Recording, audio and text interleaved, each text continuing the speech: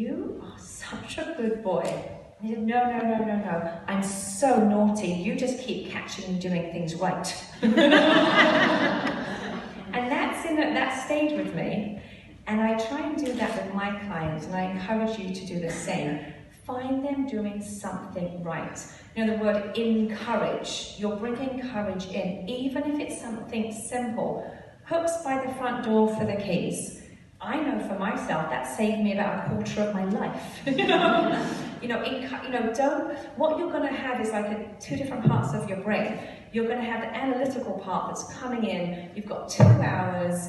And you want to fix it, okay? But you also, I'd like to recommend you bring along this part of your brain, this kind of cheerleader, not the full saccharine American. Don't do that, make it real. But find something. Every home will have something commendable. I remember meeting a makeup artist once and saying to her, come on, Truth, are there some people that come to you who you just really can't help? What a horrible person I am.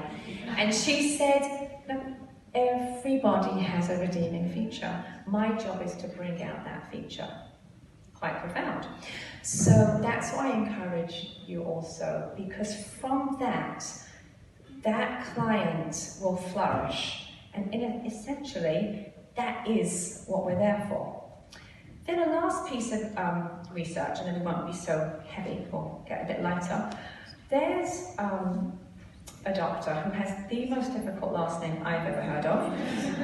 They say to pronounce it Csikszentmihalyi, and I don't know if anybody would correct. Oh, I did it right? Thank you. I thought I could get away with it anyway, but there is.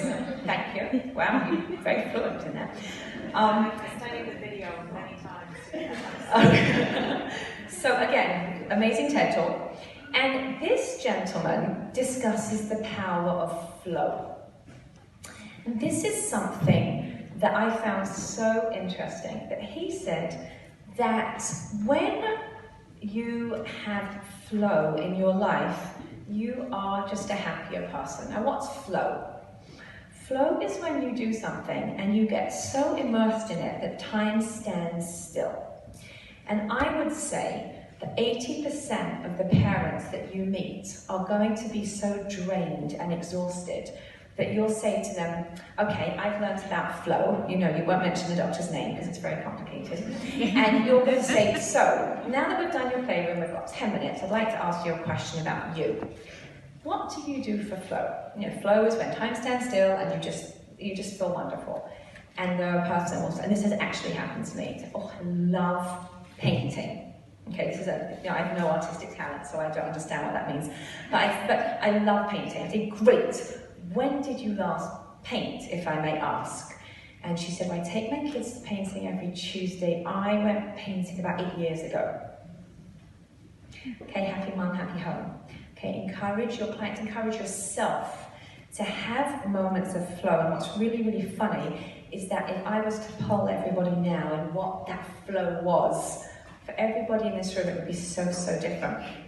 So that is part of a recipe for a stable, balanced, wholesome life. Why don't we do that? Don't be like the lady that I spoke to who took 8 years, because that is part of a home. The home isn't just the bricks and mortar, it's the feeling that pervades. And if people are balanced, things just work a bit better, just a basic rule.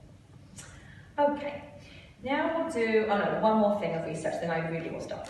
So, but this I thought was really interesting. So resilience in the home, strengthening resilience. Okay, there's a lot of, it's just a bit of a tough world right now. I think just everyone you know